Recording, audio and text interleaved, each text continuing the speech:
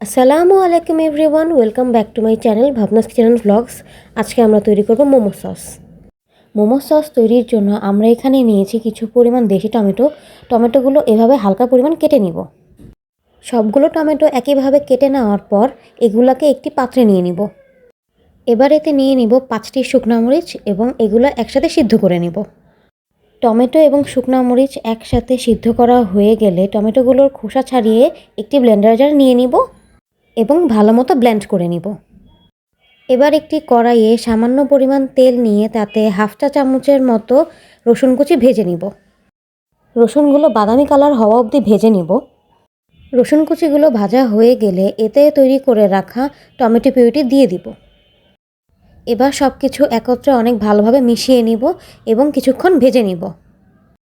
এবার এতে দিয়ে দিব সামান্য পরিমাণে কালো গোলমরিচ গুঁড়া এবং স্বাদ অনুসারে লবণ।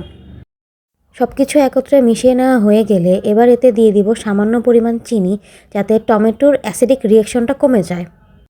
এ পর্যায়ে ঝাল বাড়ানোর জন্য আমি এখানে কিছু পরিমাণ লাল মরিচ গুঁড়ো দিয়েছি, আপনারা চাইলে চিলি ফ্লেক্সও দিতে পারেন। সবশেষে এখানে কিছু পরিমাণ অরেগানো দিয়ে ভালো মতো মিশিয়ে নেব এবং এক্সট্রা পানিটি শুকিয়ে নেব। এক্সেস পানি শুকানো হয়ে গেলে একটি নির্দিষ্ট ঘনত্বতে নিয়ে নামিয়ে নিব। ব্যাস, তৈরি হয়ে গেল সাধারণ স্বাদের মোমো সস। আপনারা চাইলে অবশ্যই এটি বাসায় একবার ট্রাই করে দেখতে পারেন।